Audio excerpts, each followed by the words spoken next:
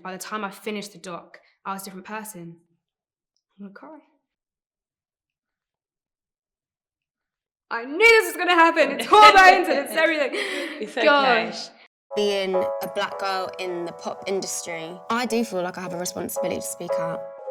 She knows that she's going to get backlash off this. He just said, you're the black girl, you're going to have to work 10 times harder. They told me, you need to bleach your skin because you won't sell any records. We were taught that our opinion didn't matter. Like, we are powerful. Even coming into meetings, it is always predominantly white. There's a problem, let's address it. Let's all address it together. So what's this documentary about? So the documentary is about racism in the UK, and we touch on colorism as well. I wanted to speak about my experiences and the way I felt in the band, being the black girl in the band and people identifying me as a black girl. I really wanted to explore why I felt so overlooked, so overshadowed, but also I wanted to be able to hear from other black women on their experiences and being able to just be open and really sort of explore race, explore racism, and talk to some incredible people.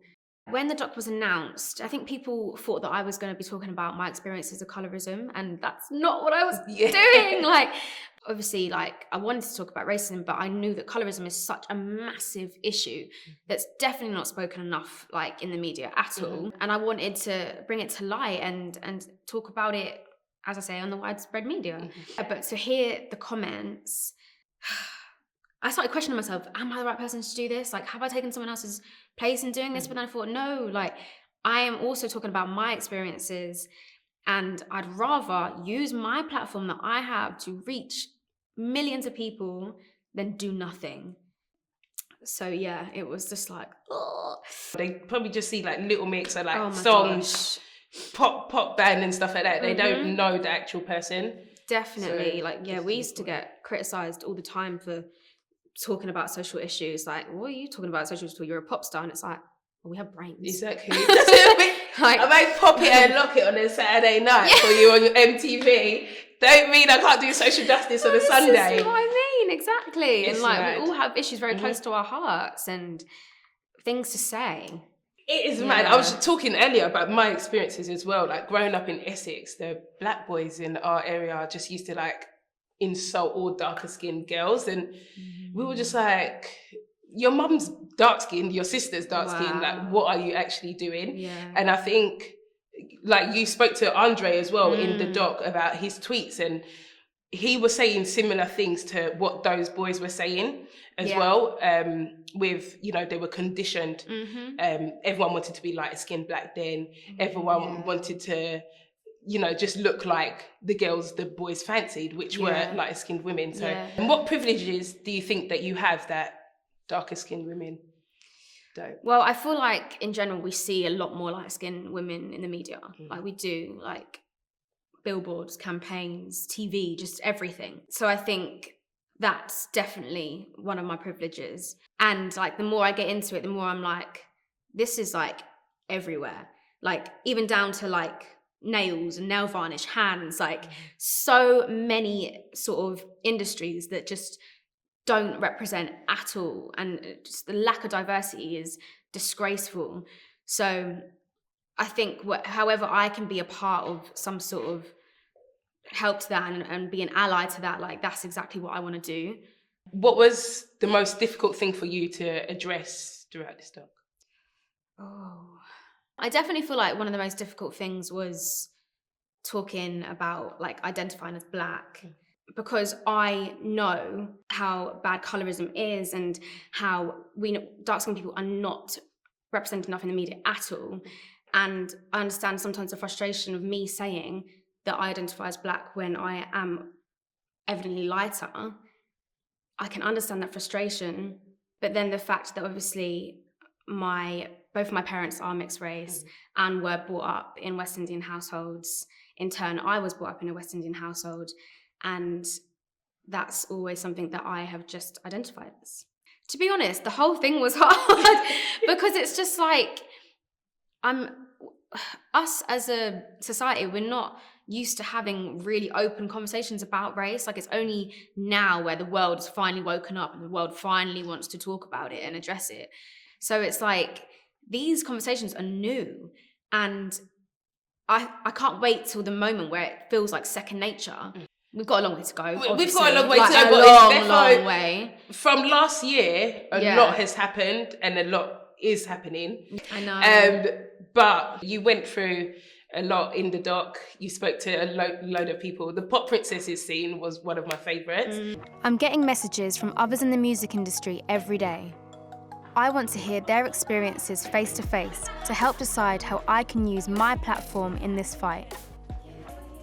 As well as Keisha from the Sugar Babes, I've invited Alexandra Burke,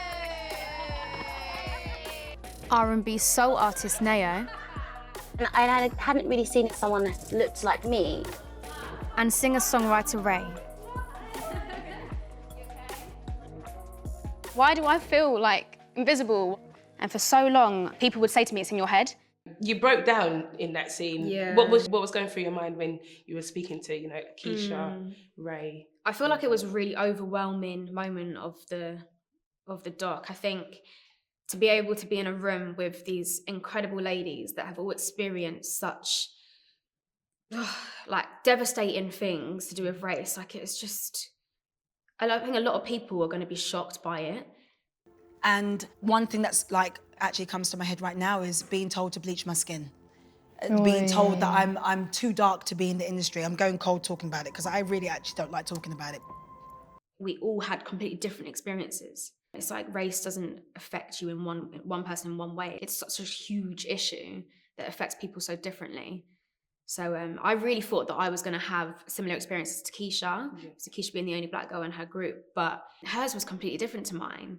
And I think the fact that her world was a lot more diverse, like her fan base and things like that. So it was really interesting to just hear other people's accounts. Can we talk about Dawn Butler? Like, she's just so inspiring. And every time I had conversations with these incredible black women, I just felt like more empowered in myself. And by the time I finished the doc, I was a different person. I'm gonna cry. I knew this was gonna happen. It's hormones and it's everything. It's okay. Gosh. But yeah, like, confident, just not scared to just be me. Yeah, 100%. Stop. No, it's fine. I own it now more than ever. Who do you want to watch this doc? Who is that one person you want to watch? What kind of audience do you want to watch and reflect on? I feel like there are a lot of people out there that don't necessarily understand how deeply ingrained racism is and how it really does affect so many people of colour, so many black people. And I feel like, especially with my fan base, it is predominantly white. And I want them to feel enlightened and watch it and learn something, but also think, what can I do? What can I do to help? What can I do to carry this conversation on? That's like the main thing I want people to take from it. Like, it's time to take action, and I want everyone to get involved and realize that their voice matters as well.